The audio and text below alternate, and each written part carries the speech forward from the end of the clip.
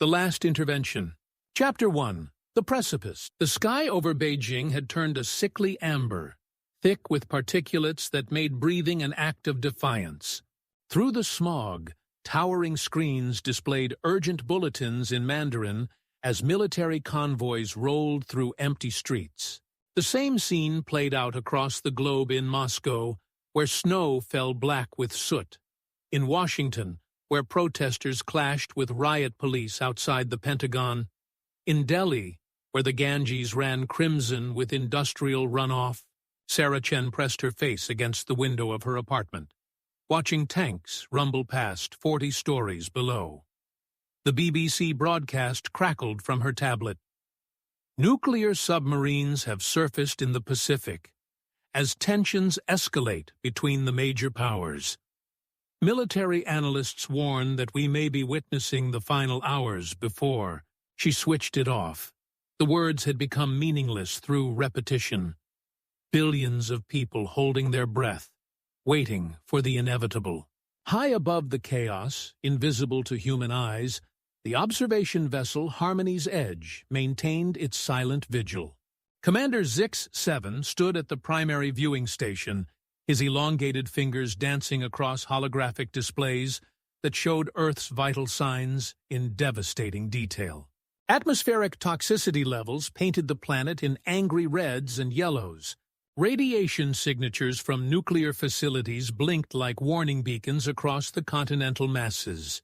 "Commander," called Lieutenant Vex 3 from the sensor array, her voice carrying the weight of terrible news. "Missile silos are opening across the northern hemisphere.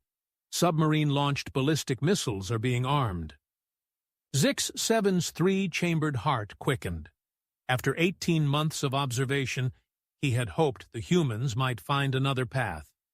His species had watched civilizations destroy themselves before, but never one so close to achieving interstellar capability. The waste of it burned in his chest like acid. "Projected timeline to global thermonuclear exchange?" Zix-7 asked, though he dreaded the answer. "Based on current escalation patterns, 72 hours, replied Dr. Kef9, the mission's xenobiologist. Her normally steady voice trembled. "Atmospheric modeling suggests complete ecosystem collapse within 6 months. Extinction probability for Homo sapiens, 97%. The bridge fell silent, except for the soft hum of life support systems.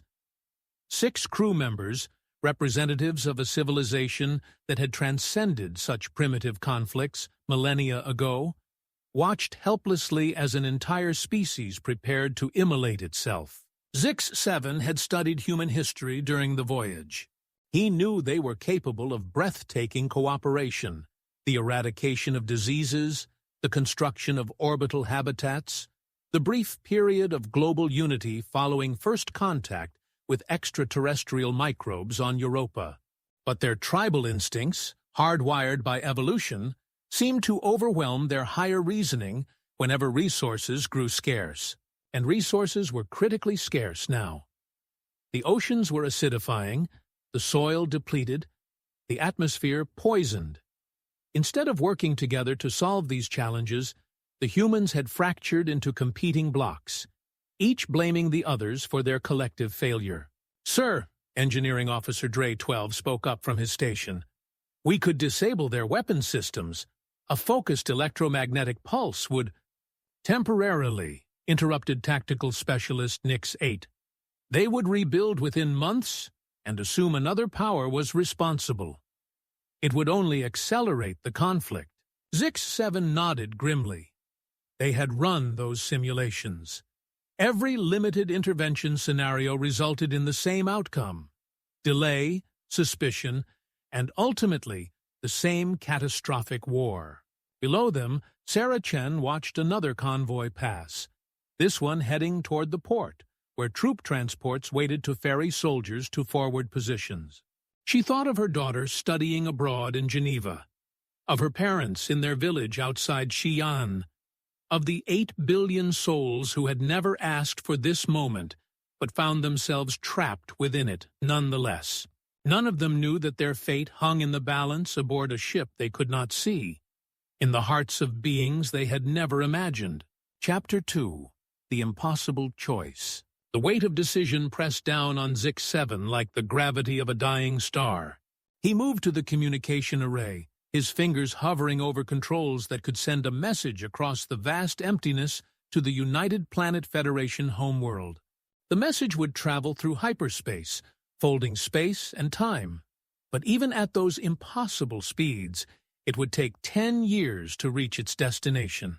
10 years. By then, Earth would be a radioactive wasteland, its cities reduced to glass, its oceans boiling with the heat of 1,000 suns. "The transport gate materials," he said quietly to Engineer Dre 12. "Remind me why we don't have instant communication capabilities."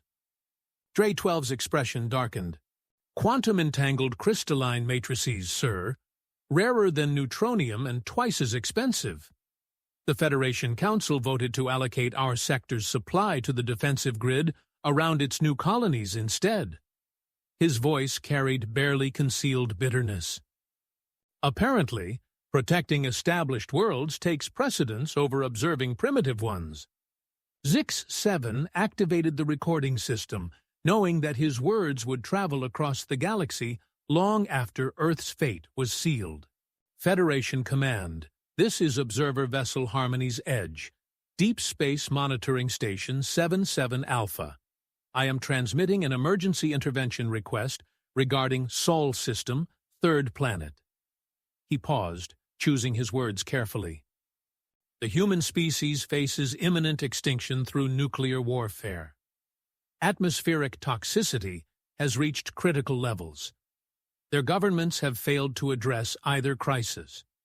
Without immediate intervention, we will witness the loss of an entire intelligent species within 72 hours.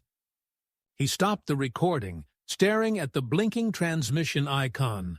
In 10 years, some Federation bureaucrat would review his message, file a report, and perhaps send an archaeological survey team to catalog the ruins.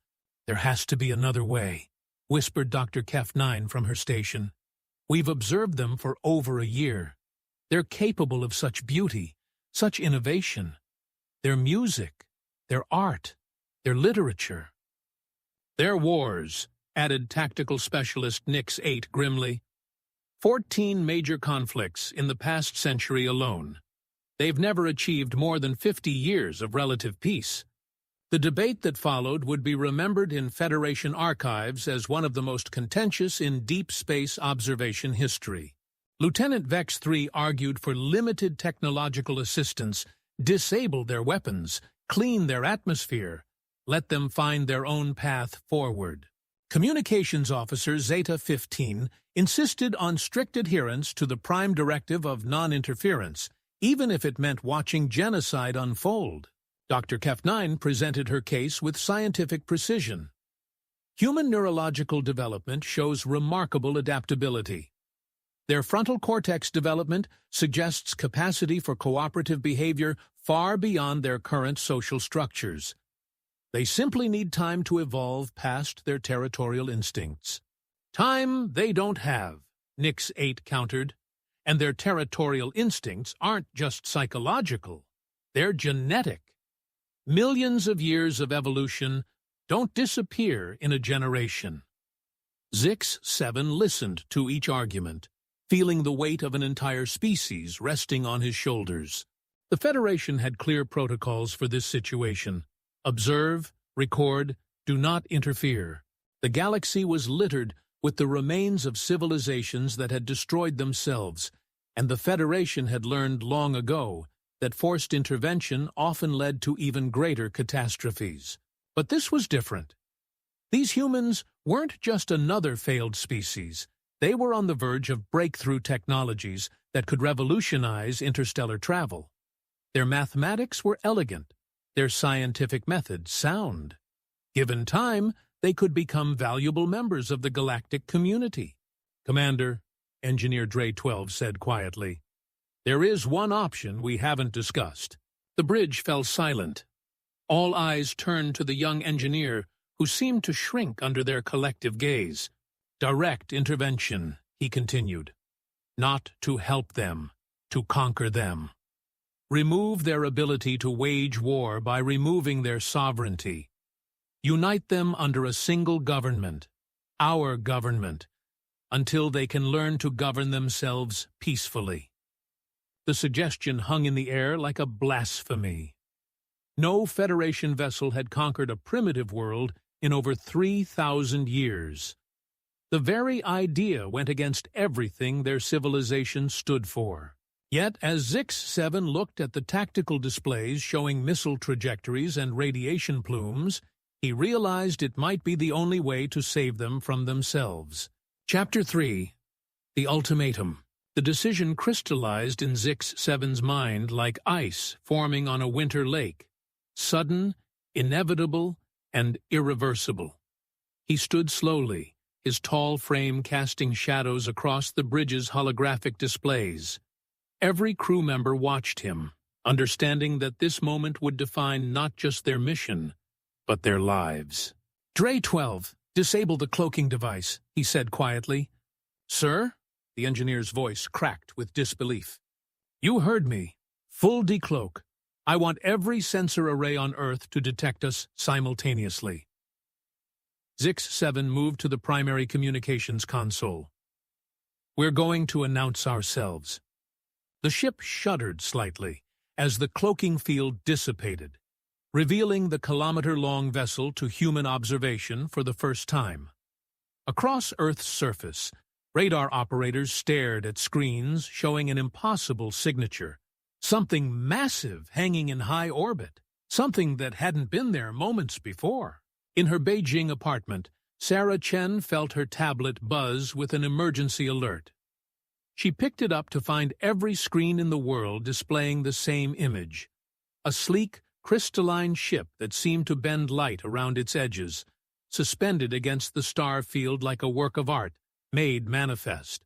Zix-7 opened all communication channels simultaneously, radio, television, internet, even primitive satellite networks. His message would reach every connected device on the planet within seconds, translated by the ship's linguistic processors into every human language. People of Earth, his voice echoed in 1,000 tongues. I am Commander Zix-7 of the United Planet Federation observation vessel Harmony's Edge. We have watched your world for 18 months, hoping you would find a path away from destruction. That hope has proven false. Across the globe, humans stopped what they were doing and listened. In bunkers and command centers, world leaders stared at screens in stunned silence. In the streets, people gathered around any device that could display the alien commander's words. Your species stands at the threshold of extinction. Your weapons are armed, your armies mobilized, your environment poisoned beyond natural recovery. Within 72 hours, you will begin a nuclear exchange that will end your civilization. We cannot allow this to happen. Sarah Chen pressed her hand against the window as if she could touch the impossible ship hanging in the sky. Around the world, similar scenes played out. Millions of people staring upward at salvation or damnation, none able to tell which. Therefore, Zix-7 continued, his voice carrying across every language barrier, we will prevent your self-destruction through conquest. Beginning 1 year from today, we will systematically occupy your world, nation by nation, according to the following schedule. The screens switched to a detailed map of Earth, with dates overlaid on each country. The conquest would take 9 years, beginning with smaller nations and island states, building toward the major powers. Each territory would have exactly 1 year to prepare for the inevitable. We do not wish to harm you, Zix-7 said, and Sarah could hear something like regret in the alien's translated voice. But we will not allow an intelligent species to destroy itself through short-sighted hatred. Your weapons will be disabled. Your governments will be dissolved. Your territories will be unified under a single authority, ours, until you learn to govern yourselves without violence. In the United Nations building in New York, delegates who had been preparing for war 20 minutes earlier now faced a threat that made their human conflicts seem petty. Emergency sessions convened in every capital as leaders grappled with the impossible reality of alien intervention.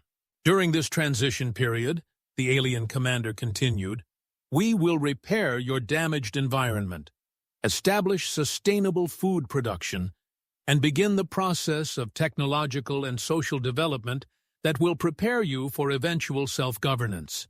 This process will take between 50 and 100 years. The alternative is extinction in 3 days." The transmission showed detailed technical specifications, atmospheric processors, agricultural systems, social integration protocols. It was clear the aliens were not bluffing. "You have 1 year to prepare. We suggest you use it wisely. We will not be deterred by resistance. A cooperation will be rewarded. Your choice is not whether to accept our authority, but how you will conduct yourselves under it." The signal ended, leaving billions of humans staring at an empty sky that would never look the same again. In military bunkers around the world, nuclear countdown timers stopped ticking. World War III had been postponed indefinitely, replaced by something far more profound and terrifying. Chapter 4.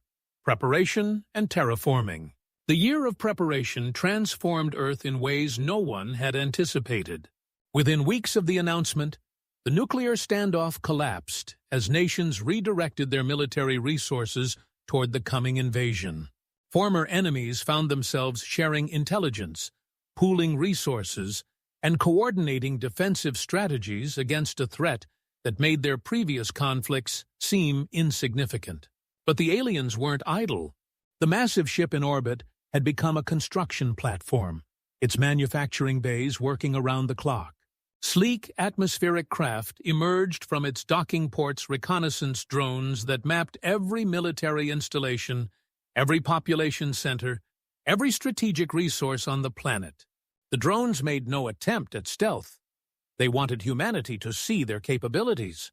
In underground facilities that had once been secret weapons laboratories, human scientists studied captured footage of the alien technology. The craft moved without visible propulsion, their hulls seeming to bend space around them.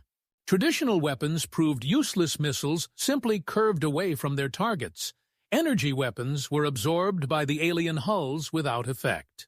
Dr. Elena Vasquez, formerly of the European Space Agency, now led a combined human research team in Geneva. She stared at holographic displays showing the alien manufacturing process. "They're not just building invasion forces," she told the assembled representatives of 12 nations. "Look at these specifications."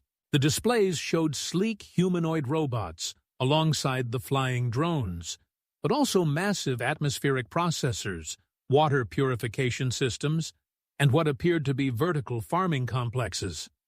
They're preparing to terraform Earth while they conquer it. Meanwhile, beyond Earth's orbit, Venus and Mars became construction sites unlike anything the solar system had ever seen. Massive temporal distortion fields enveloped both planets, causing time to accelerate on their surfaces while remaining normal in space. Through telescopes, human astronomers watched in awe as thousands of years of planetary engineering compressed into months. Barren landscapes transformed into garden worlds, their atmospheres thickening, their surfaces blooming with alien vegetation that somehow seemed compatible with human life. The distortion fields, Dr. Vasquez explained to her team, they're allowing millennia of terraforming to occur in real time. By the time they're finished with Earth, we'll have 2 fully habitable worlds waiting for us. The aliens also began what they called cultural preparation. Earth's communication networks received regular transmissions, not propaganda, but entertainment. Alien music that somehow resonated with human emotional centers. Visual narratives that told stories of 1,000 different worlds. Scientific documentaries that revealed the scope of galactic civilization. Most compelling were the star maps. Detailed three-dimensional charts showing not just the local stellar neighborhood, but trade routes, inhabited systems, and the territories of dozens of intelligent species. Humanity discovered they were far from alone. They were simply the newest and most primitive members of a galactic community that spanned thousands of light years. The aliens made it clear that access to this knowledge came with a price: learning their universal language. The linguistic structures were elegant, designed for precise communication between species with vastly different cognitive frameworks. Human linguists threw themselves into the challenge, recognizing that this new tongue would become the key to their species' future. Sarah Chen found herself among the early adopters. In the months following the announcement, she had volunteered for one of the language immersion programs. The alien syntax was unlike anything in human experience. Concepts that took paragraphs to express in Mandarin or English could be conveyed in a few syllables. More importantly, the language seemed designed to discourage the kind of ambiguous thinking that led to conflict. But the cultural exchange wasn't entirely peaceful. The aliens made it clear that their invasion forces would use overwhelming but measured force. Their robots and drones were equipped for non-lethal suppression when possible, but the technical specifications they shared showed weapons capable of devastating destruction when resistance became a threat to the mission. "We will not be cruel," Zik-7 had explained in one of his regular broadcasts, "but we will not be deterred. Those who accept our authority will find us fair and even generous. Those who resist will discover that we have the means to enforce our will with lethal precision when necessary." As the first year drew to a close, the smaller nations on the conquest schedule made their final preparations. Some, like Iceland and New Zealand, declared their intention to surrender immediately, hoping for lenient treatment. Others, including several island nations in the Pacific, prepared for desperate last stands that everyone knew would be brief and futile. The age of human sovereignty was ending. The age of alien stewardship was about to begin. Chapter 5. The Conquest Begins. The conquest of Earth began precisely as scheduled on a Tuesday morning in March. The Maldives was first, a symbolic choice, as the island nation had been slowly disappearing beneath rising seas caused by climate change. When the alien ships descended through perfectly clear skies, the Maldivian president stood on the beach of the main atoll and formally surrendered without a single shot being fired. Within hours, the transformation began.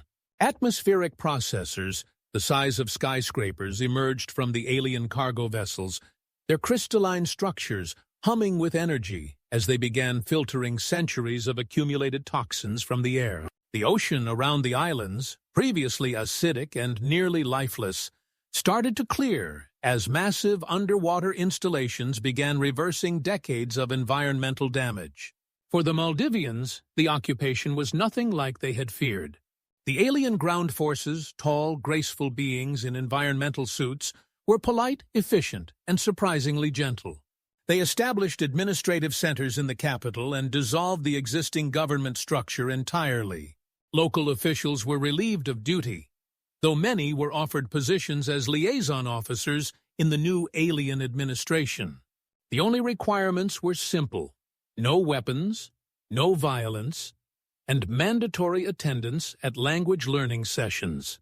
"It's not what we expected," President Hassan told the world in what would be the last broadcast from the country's human government. "They're helpful. Our children are breathing clean air for the first time in their lives. Our fishermen will have a future." The next targets were Iceland, Fiji, and Madagascar, small nations chosen to demonstrate the aliens' capabilities without triggering massive military responses. Each conquest followed the same pattern: overwhelming force displays that made resistance pointless, immediate environmental restoration, and the establishment of what the aliens called transitional governance. Resistance, when it came, was swift and brutal.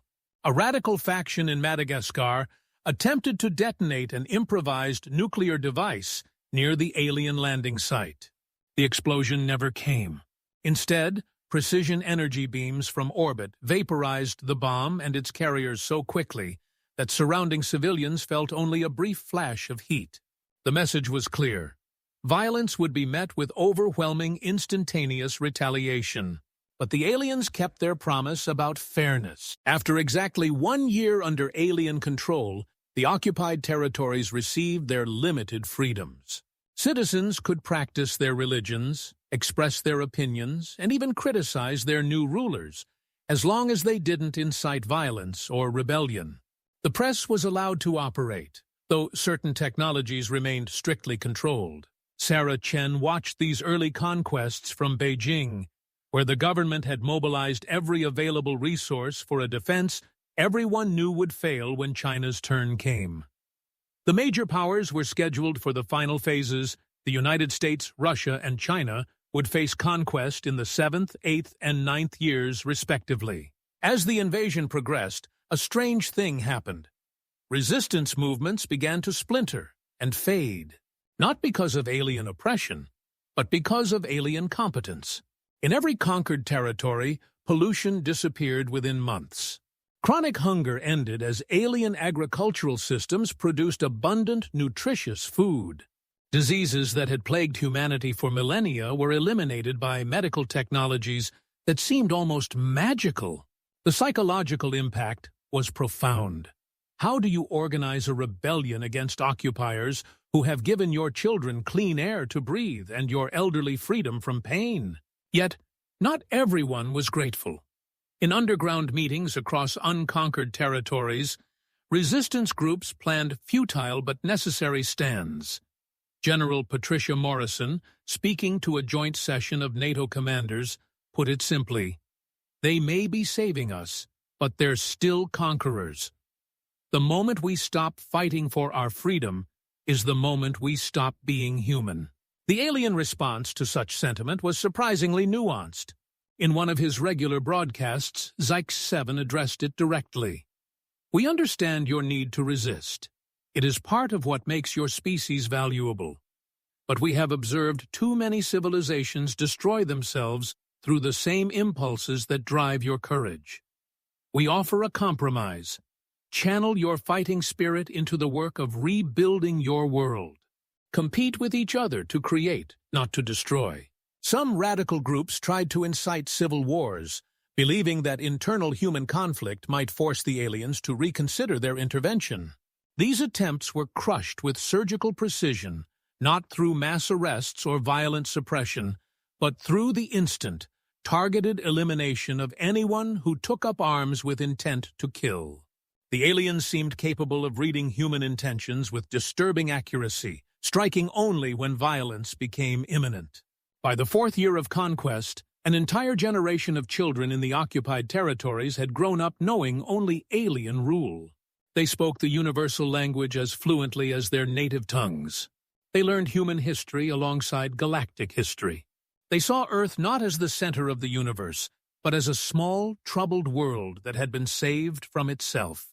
These children would inherit a planet their grandparents could never have imagined. Clean, peaceful, and connected to a vast community of intelligent life. Whether they would consider it worth the price of their species' independence remained to be seen. Chapter 6. New Worlds, New Freedoms. By the 7th year of conquest, the major powers finally faced their inevitable fate.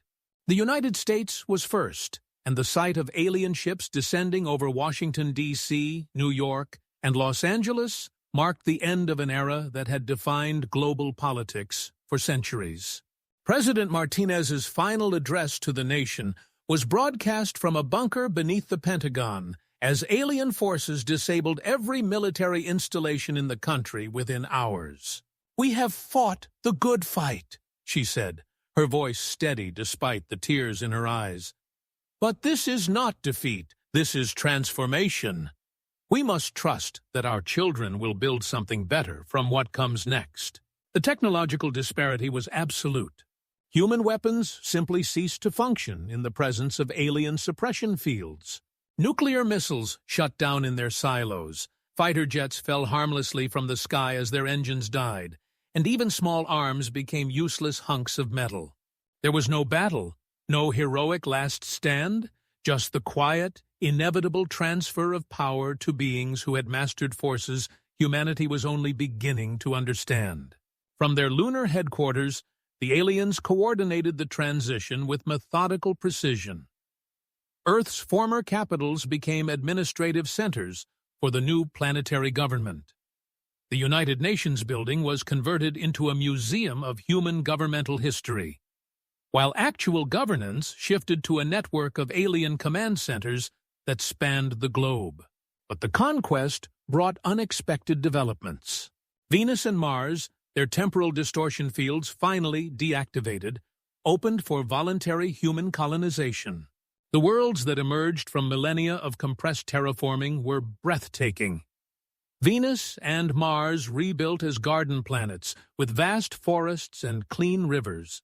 Millions of humans, especially those who had lost family members to environmental disasters or war, volunteered for the colony ships. Sarah Chen was among them. After 8 years of watching her beloved Beijing transform under alien rule, the air now crystal clear, the rivers running clean, but the city governed by beings from another star, she chose Mars. Her daughter, now fluent in the universal language and working as a translator for the alien administration, decided to stay on Earth. "I want to see what we become," her daughter had said. "Mars is a new beginning, but Earth is where we learn to be better than we were." The alien rule proved to be exactly what they had promised, an iron fist in a velvet glove. There were no secret police, no surveillance state, no political prisoners. But there was also no tolerance for violence of any kind. When radical groups attempted to organize guerrilla warfare, they were stopped not by mass arrests, but by the surgical removal of anyone who picked up a weapon with intent to harm others.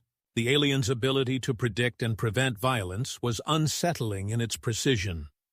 They claimed to read conflict probability matrices in human behavior, identifying potential flashpoints before they erupted. Critics called it mind control. Supporters pointed out that for the first time in human history, murder rates had dropped to effectively zero. Some resistance movements continued trying desperately to incite civil wars, believing that if humans fought each other instead of the aliens, it might prove their species was untamable. These efforts were crushed with mechanical efficiency. The alien forces seemed capable of identifying not just individual violent intent, but the social dynamics that led to group conflict. Whenever tensions began to rise between ethnic, religious, or political factions, alien mediators appeared with solutions that addressed root causes rather than symptoms. Traditional human prejudices became increasingly difficult to maintain when the alien language itself discouraged tribal thinking. The universal tongue had grammatical structures that made it nearly impossible to express concepts like racial superiority or religious exclusivity without sounding absurd even to the speaker. Yet adaptation was not universal. In hidden enclaves around the world, groups of humans clung to the old ways, speaking only their native languages, practicing pre-conquest religions, and maintaining cultural traditions that the aliens neither encouraged nor forbidden. These holdouts represented perhaps 10% of the global population, enough to preserve human diversity, but not enough to threaten the new order. The aliens tolerated these communities with bemused patience, like adults watching children play with toys they had outgrown. As long as they remained peaceful, they were left alone. Some even became tourist attractions for humans curious about their own past. The universal language spread organically among the majority population, not through violent force, but through necessity and advantage. Those who mastered it gained access to alien entertainment systems, advanced educational programs, and eventually scientific knowledge that could improve their communities. But the aliens were careful about technological sharing. They provided only what they deemed necessary for human survival and development medical technologies to eliminate disease, environmental systems to restore the planet, agricultural methods to feed the population. More advanced technologies, particularly those related to space travel and weaponry, remained strictly under alien control. Instead, they guided human scientists toward discoveries, providing subtle hints and educational frameworks that would eventually lead humanity to develop these technologies independently. "You must earn your place in the galactic community," Zix-7 explained in one of his final broadcasts before retiring. "We can show you the path, but you must walk it yourselves. True technological advancement comes not from gifts, but from understanding." Chapter 7. The Response and Transition. Over a decade after Zix-7 had sent his desperate message through hyperspace, the Federation's response finally arrived. The transmission materialized in the communication array of Harmony's Edge, now permanently stationed at the Earth-Luna L4 point, its hull scarred by a decade of planetary stewardship. Commander Zix-7, though not aged in the biological sense of his long-lived species, carried the weight of 10 years in his bearing. His shoulders sagged with exhaustion, and his once bright eyes had dimmed with the burden of ruling an entire world. He stood alone in his ready room, reading the Federation Council's verdict on his unprecedented decision. "Commander Zix-7, the message began in the formal cadences of galactic bureaucracy, your intervention in the Sol system has been reviewed by the Federation Council and the Department of Primitive Species Development. While your actions violated established protocols, the outcome has been deemed acceptable. The human species has been preserved, their environment restored, and preliminary assessments suggest they may achieve Federation membership status within the projected time frame." Relief flooded through him. He had gambled his career, his reputation, and potentially the lives of billions of human beings on a single desperate choice. The vindication felt hollow after so many sleepless cycles, but it was vindication nonetheless. "You are hereby relieved of command with full honors and retirement benefits. Governor Prime AX-12 will assume stewardship of Earth effective immediately. Your service to the Federation is noted with distinction." Outside his viewport, Earth turned slowly, in the void blue ocean sparkling, white clouds swirling over continents where green had returned to replace the brown scars of pollution. Cities glowed with clean energy, and the orbital traffic of human spacecraft moved between Earth, Mars, and Venus, in patterns that would have been impossible under the old, fractured governments. Yet the transformation was incomplete. Governor Prime X-12 arrived the following week, bringing news that the stewardship would require decades more to complete. Many humans still struggled with the universal language, their pronunciation marked by the stubborn accent of their native tongues. Some humans remained unhappy with global unity and the forced acceptance of groups they had once marginalized, whether those groups represented minorities or majorities in their former territories. The new governor was younger, more patient, and trained specifically for long-term species development. Where Zix-7 had been a military commander forced into an impossible situation, AX-12 was a professional civilization builder. In his final report, Zix-7 walked through the observation deck where Sarah Chen's daughter now worked, alongside young humans and aliens, their conversations flowing seamlessly between languages. Through the transparent aluminum windows, he could see Earth's first independent interstellar vessel under construction, a primitive craft by Federation standards, but humanity's own design, built with principles they had discovered rather than been given. The last scene showed him boarding the transport that would take him home, passing a garden where human children and young alien diplomats played together among flowers that had once been impossible in Earth's toxic atmosphere. Above them, ships prepared for humanity's first independent journey to distant stars. Not as Federation clients, but as a species taking its first steps toward true membership in the galactic community. The conquest has ended. The stewardship would continue, And somewhere in the vast galaxy, other civilizations would either find their own path to the stars or await their own impossible salvation.